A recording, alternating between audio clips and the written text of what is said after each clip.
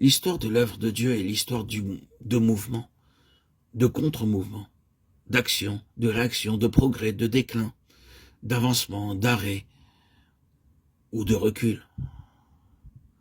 Tout au long des âges, Dieu a constamment fait une chose nouvelle. Ce qui a toujours été la chose nouvelle de Dieu d'un point de vue humain n'a pas été nouvelle de son point de vue.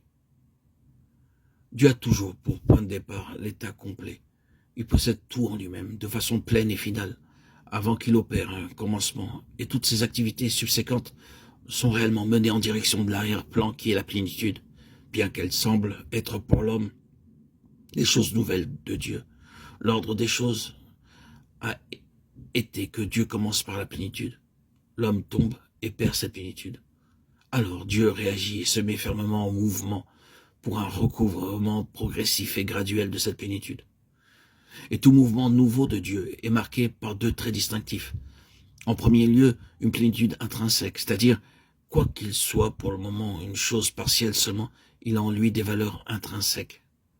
C'est quelque chose qui possède toutes les potentialités de l'ensemble, parce que tout ce que Dieu fait, si petit soit-il, au moment considéré, possédé en lui et à l'arrière-plan toute sa pensée. Dieu n'est pas simplement occupé avec des fragments comme s'il constituait le tout, mais avec des parties en lesquelles le tout se trouve potentiellement contenu. Et puis en second lieu, ces mouvements représentent toujours un avancement par rapport à ceux qui les ont précédés. C'est-à-dire, chaque mouvement de Dieu est un surplus par rapport à ce qu'il a accompli auparavant. Bien qu'il ait fait ses pas de temps en temps dans la voie du rétablissement, cela a été progressif et maintenant le prochain pas représentera quelque chose qui s'ajoute, quelque chose de plus, une étape qui va plus loin dans son œuvre de rétablissement de la plénitude originelle. C'est très important d'avoir cet arrière-plan et ce fondement. Puis, nous constatons qu'il y a dans ces mouvements de Dieu quelques facteurs majeurs ou qui englobent tout. Ce sont les réactions divines. Ces facteurs majeurs est un instrument suscité par Dieu dans sa souveraineté, ayant la vision et la passion de Dieu. Un instrument suscité par Dieu dans sa souveraineté signifie que c'est un acte de Dieu. Et étant un acte souverain, il peut n'avoir absolument rien qui l'explique d'un tout autre point de vue. Ce n'est pas que l'instrument en soi un don, tous les observateurs diraient qu'il est l'instrument approprié, non pas que l'homme ou le vase soit tel qu'il gagnerait l'approbation de l'opinion du monde. Dieu agit souverainement et très souvent dans ses réactions. Il a choisi des instruments qui, selon leur propre jugement et selon des autres à la fois, ne devaient pas être choisis. Ils étaient eux-mêmes très conscients de leur propre manque de qualification quant à leur appel, et très souvent d'autres gens avaient le même genre de pensée à leur égard, à savoir qu'ils pouvaient faire mieux, qu'ils n'accomplissaient pas ce qu'on attendait d'eux, ni de la façon dont ils auraient dû le faire. Mais Dieu les a choisis souverainement, dans sa propre sagesse. Il s'est tenu à côté d'eux et a approuvé que ceci venait de lui. Mais un tel vase, qu'il soit individuel ou collectif, s'est toujours trouvé en possession de la vision de Dieu. Un tel instrument avait vu le Seigneur, la pensée de Dieu, le dessein de Dieu. Il était devenu captif et captivé par cette chose que Dieu avait eue comme intention depuis l'éternité. Et il l'avait vue dans une dimension de loin bien plus grande que d'autres.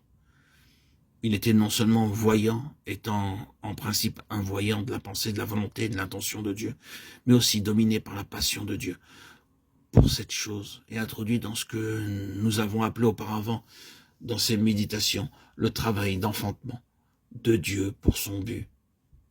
Ces choses sont des facteurs majeurs dans tous les mouvements divins. Tout nouveau pas que Dieu a fait a été marqué par ces deux choses.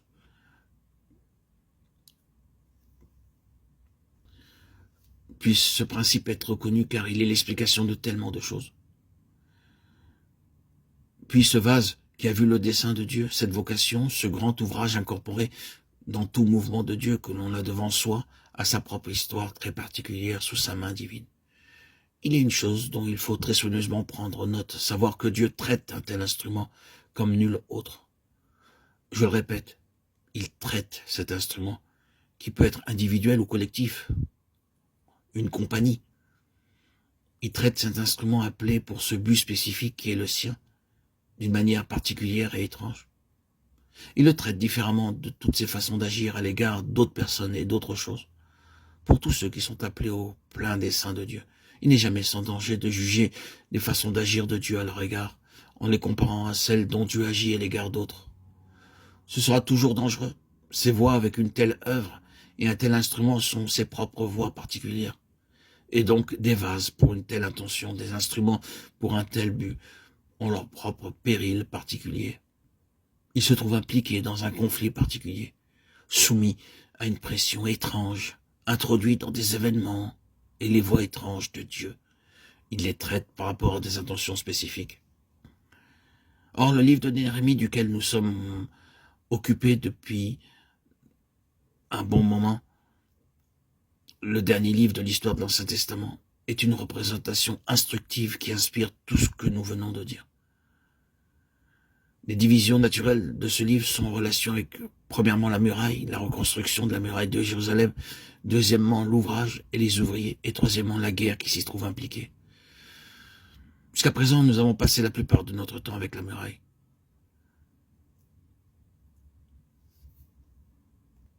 Et dans les prochaines publications audio,